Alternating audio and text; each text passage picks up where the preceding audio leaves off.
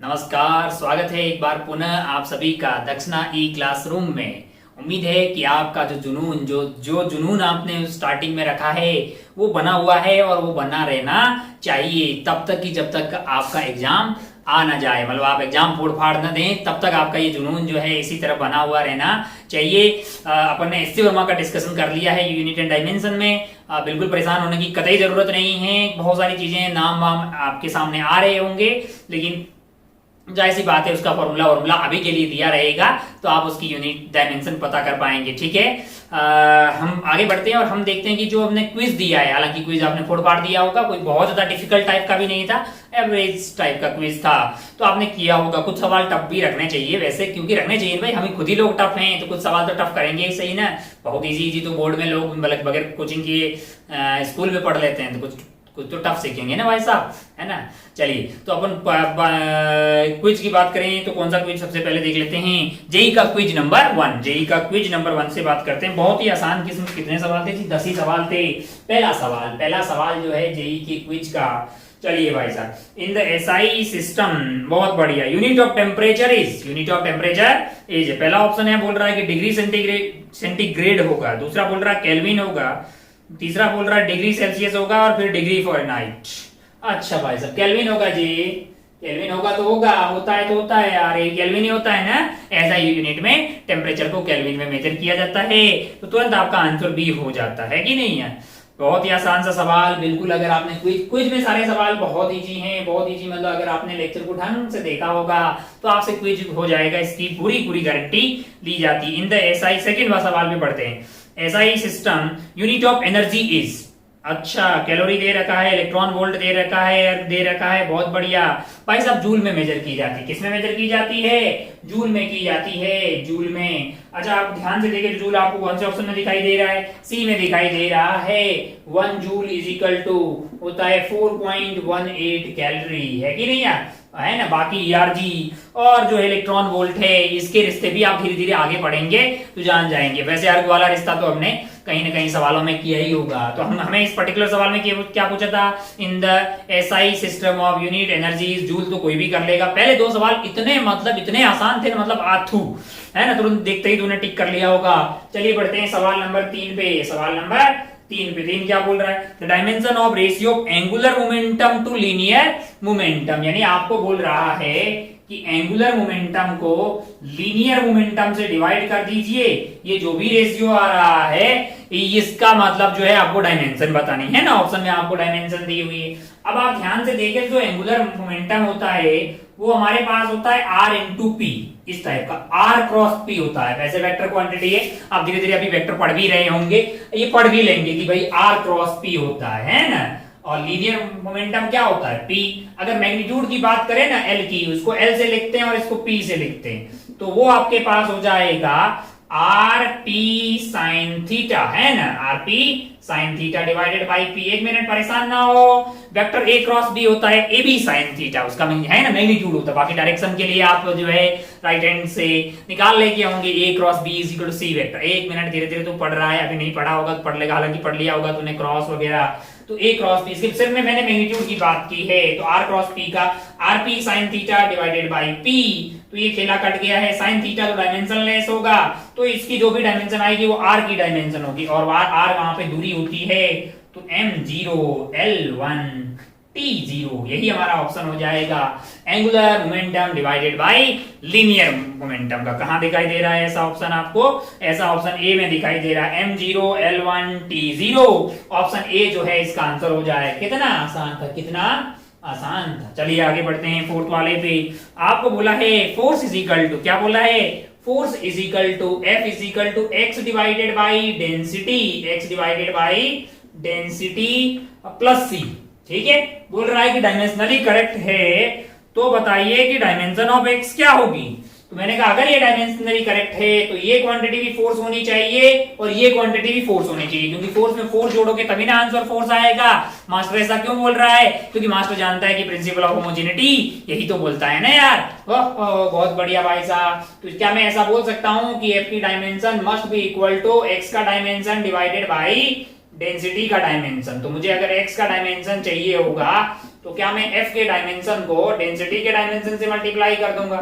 f का dimension वैसे ही तेरे को याद होता है mlt -2 और d क्या है, डेंसिटी है, जो कि क्या होता है मास अपॉन वॉल्यूम, है कि नहीं यार। मास का m हो गया और वॉल्यूम का क्या हो जाएगा l की पावर 3 हो जाएगा, है कि नहीं यार। तो ये m divided by l cube हो गया है। अब जरा ध्यान से देखो तो m और m हो गया है तो कितना m स्क्वायर हो जाएगा और ये कट जाएगा तो l स्क्वायर रहेगा, ऊपर जाके l की पावर -2 आ जाएगा और t की पावर -2 तो ऐसे है ही सही।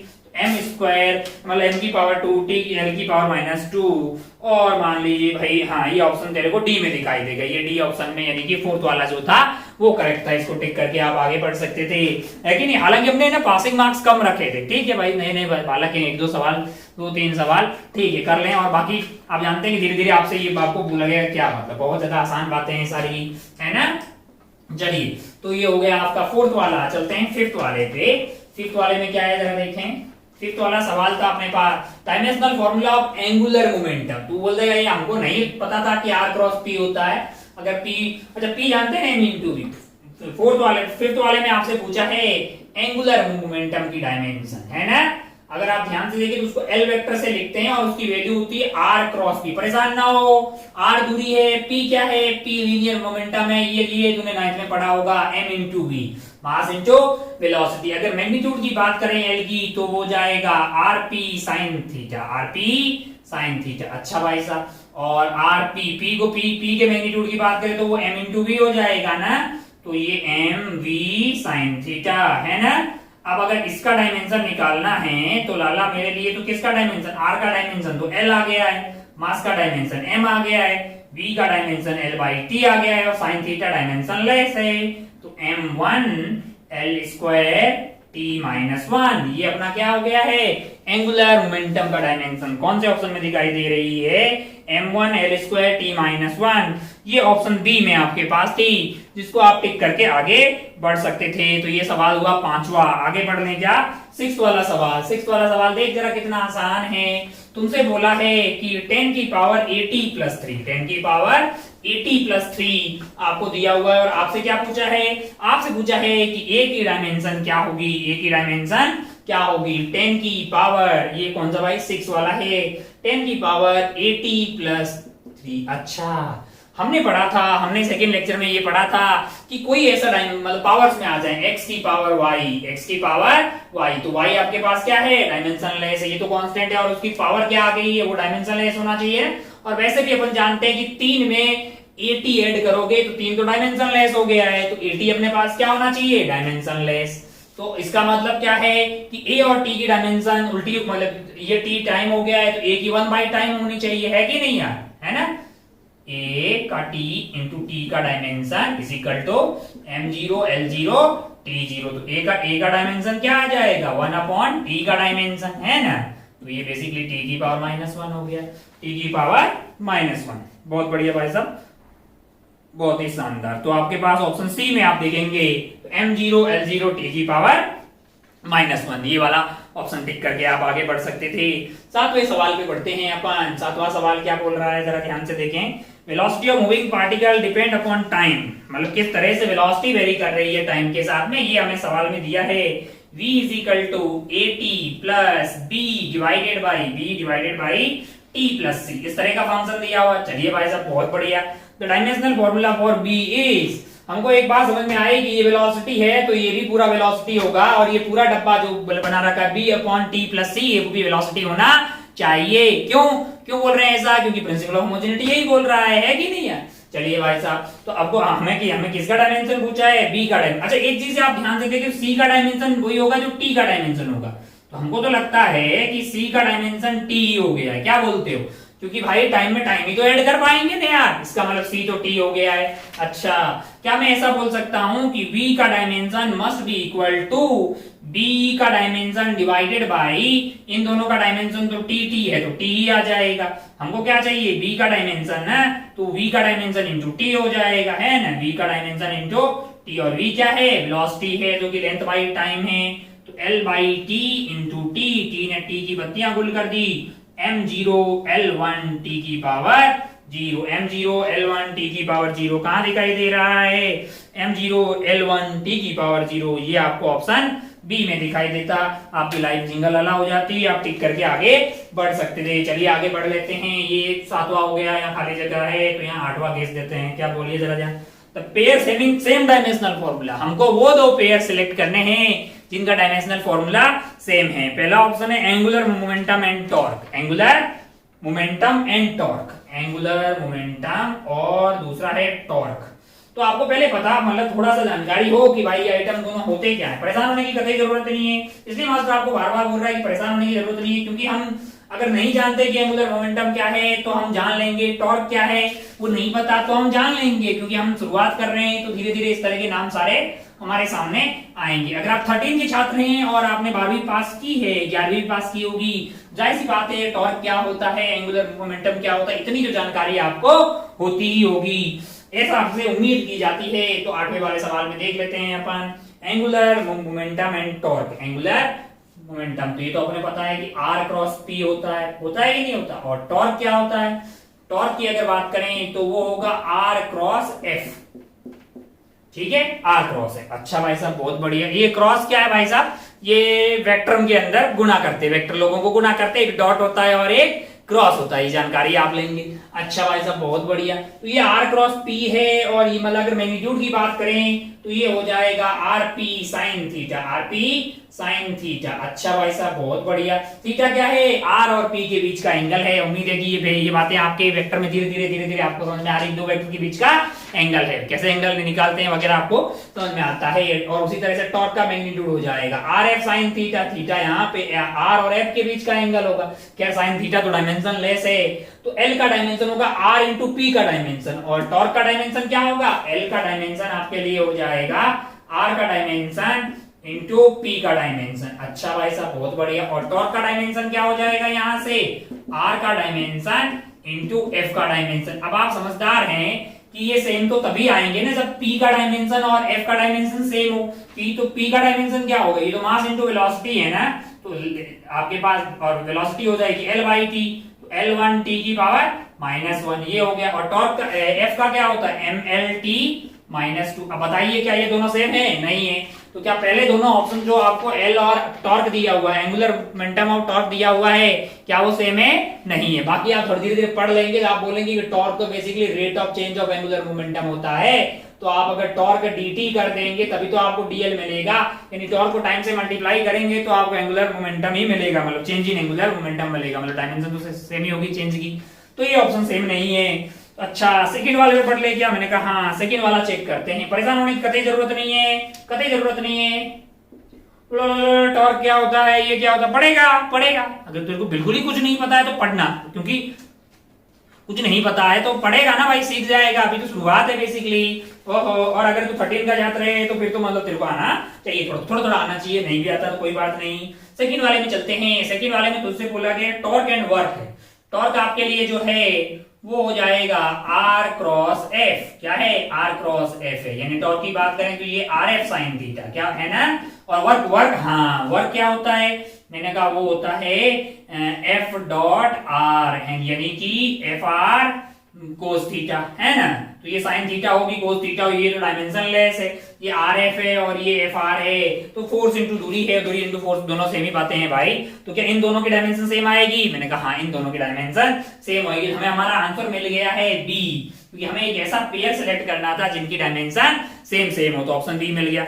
सी वाले में बोल रहा है कि प्लांक कांस्टेंट और बोल्ट्जमैन कांस्टेंट। अब तो प्लांक कांस्टेंट क्या होता है, तो वैसे तो तेरे को आंसर मिल गया, सिंगल करेक्ट आंसर हो गया है, फिर भी अगर तू प्लांक कांस्टेंट क्या होता है, मैंने कहा देख तेरा ध्यान से, तूने कभी जिंदगी में ये सुना हो E equal to H mu, जो ये H है ना तेरे लिए वही प्लांक कांस्टेंट है, ये फ्रीक्वेंसी है, 1 टाइम पीरियड हो जाएगा, E एनर्जी है, तो mLt -2 इंटू एक और L कर दिया, यानी mL2t -2 जो E का मिल जाएगा, तो तेरे को मिल जाएगा, मतलब ये तू बोलेगा कि वाह। अच्छा बोल्ट्जमैन कांस्टेंट है तो मिल जाएगा ना K भी भाई साहब, अरे आगे नहीं यार, वो भी मिल जाएगा आपको बोल्ट्जमैन कांस्टेंट का फॉर्मूला।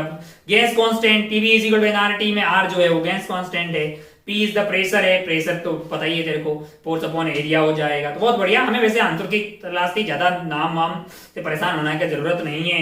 चलिए भाई साहब, तो ये 8th हो गया है। आगे बढ़ते हैं 9th वाले सवाल पे, आगे बढ़ते हैं 9th वाले सवाल को। कुछ लोग ऐसे ही पूछ रहे थे इसलिए बना दे रहे हैं सॉल्यूशन, बाकी उतनी कोई टफ चीजें है नहीं वैसे।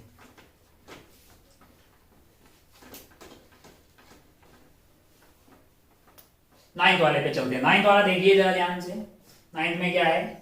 नाइन्थ में आप देखिए, if the force, time and velocity are treated as fundamental quantities then the dimensional formula of energy. Energy बोल रहा है कि किस पे डिपेंड कर रहा है? एनर्जी का निकालना है, फोर्स और आपके पास है, फोर्स है, टाइम है एंड वेलोसिटी है। फोर्स, टाइम एंड वेलोसिटी, इनको फंडामेंटल ले लें तो एनर्जी कैसे डिपेंड करेगी? मैंने कहा बोल दीजिए, ऐसा लिख दीजिए, E इज इक्वल टू के एफ की पावर ए टी की पावर बी और वेलोसिटी की पावर सी। हमारी जिंदगी में मकसद रह गया है कि हम ए बी सी को पता करें। अच्छा भाई साहब, बहुत बढ़िया, बहुत शानदार। हम जानते हैं कि ये वाले के डायमेंशन यानी कि एनर्जी की डायमेंशन इनके डायमेंशन के बराबर होनी चाहिए। फिर हम डायमेंशन को कंपेयर करेंगे और एबीसी निकाल देंगे। ऐसे खूब सारे सवाल आते हैं, ऐसे तो सवाल आते हैं, मतलब तीन चार तरह की तो वैरायटी के सवाल मिलते हैं यूनिट एंड डायमेंशन में। एक वैरायटी ये है, एनर्जी की डायमेंशन क्या हो जाएगी? M L square T minus two, force into length, मतलब वो एक और M L T minus two force हो गया, इंटू मैंने और एक लेंथ कर दिया तो वर्क हो गया एनर्जी उस तरह से। अच्छा, एफ का डायमेंशन अगर आप ध्यान से देखें तो ये आपके पास हो जाएगा M L T minus two, power क्या हो जाएगी? ए। यहां से ये क्या है? टी इज द टाइम है ना, कि टेम्परेचर है, टी इज द टाइम है, तो ये t की पावर आ गई अपने पास b और वेलोसिटी जो है वो एल टी माइनस वन की पावर c। आइए कंपेयर करते हैं, m की पावर यहाँ पे 1 है, यहाँ पे m की पावर आ जाएगी a और यहाँ पे है नहीं, तो a की वैल्यू तो 1 आ गई। बहुत बढ़िया भाई साहब। l की पावर कितनी है? 2 है। l की पावर यहाँ से देखो तो आपके पास की कितनी आ जाएगी? a आ जाएगी यहाँ से, और यहाँ पे है नहीं, और यहाँ से क्या आ गई? c। ध्यान से देखो तो अगर आप ध्यान से देखो तो a की वैल्यू 1 है प्लस c, एक बात की गारंटी होगी कि c की वैल्यू क्या होगी? 1 हो जाएगी। उसी तरह से t की पावर को कंपेयर कीजिए, t की पावर को यहाँ पे मैंने -2 लिख दिया और यहाँ से आ जाएगी -2a और यहाँ से आ जाएगा अपने पास b और यहाँ से आ जाएगा -c। तो -2 is equal to -2 into a की वैल्यू है 1 और b की वैल्यू की मतलब b की वैल्यू की हमें तलाश है और c की वैल्यू है 1, तो ये -1 हो गया। अच्छा भाई साहब, बहुत बढ़िया। अगर आप ध्यान से देखें तो अब आपके लिए ये हो गया है -2 -1 प्लस b, है कि नहीं यार? अच्छा भाई साहब, -2 -3 प्लस b, अरे b की वैल्यू 1 हो गई भाई, इसको उधर ले जाइए तो b की वैल्यू आपके लिए हो गई है 1। अच्छा, बहुत बढ़िया भाई साहब, बहुत शानदार। तो हमको क्या चाहिए? e, हमारे लिए e की e जो है वो f की पावर a यानी कि 1 आ गया है, t की पावर b यानी कि 1 आ गया है, और हमारे पास तो वेलोसिटी की पावर c थी और c की वैल्यू आ गई हमारे लिए 1 यानी कि ftv। ओहो, ftv पहले ही में दिया हुआ है, तो बोल रहा है डायमेंशनल फार्मूला ऑफ एनर्जी। तो एनर्जी का डायमेंशनल फार्मूला अगर आपको निकाल के, तो कांस्टेंट है भाई, इसका dimensional formula will be equal to dimension of ftv, है ना? एक बार आप समझ लीजिए, आप बात मतलब समझ लीजिए मुद्दे की बात भाई साहब। कुल मिला के प्रिंसिपल ऑफ होमोजेनिटी है और यूनिट एंड डायमेंशन की 3 एप्लीकेशन हैं। कौन कौन सी? की भाई एक एसआई में दिया हुआ है, सीजीएस में कन्वर्ट करना है या फिर कोई हाइपोथेटिकल में कन्वर्ट करना है, उस तरह के सवाल हो गए।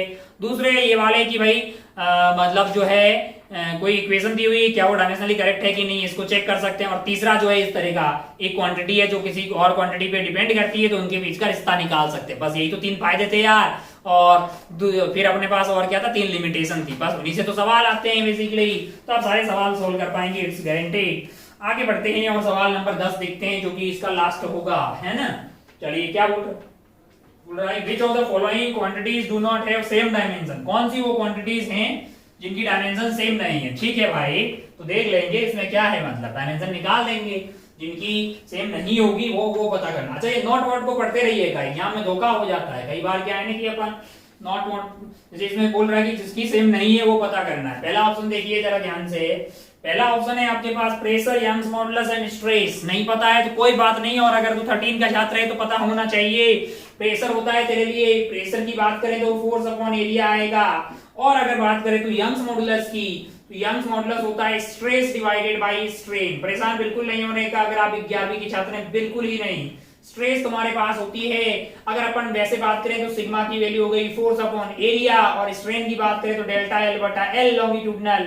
ये तो डायमेंशन लेस हो जाएगी क्योंकि लेंथ डिवाइडेड बाय लेंथ है, तो ये एफ बाई ए आएगा, तो ये भी कार्यक्रम F by A divided by delta L बटा एल है, तो क्या इसकी डायमेंशन जो आएगी वही इसकी डायमेंशन आएगी? मैंने कहा हाँ। और क्या बोला स्ट्रेस, तो मैंने कहा स्ट्रेस की डायमेंशन पे ही, तो यंग्स मॉडुलस का तो स्ट्रेस के बराबर ही होगा क्योंकि स्ट्रेन तो डायमेंशन लेस है, सिग्मा जो है एफ बाई ए है अपने लिए, है कि नहीं यार? अच्छा भाई साहब सिग्मा अपने लिए क्या है?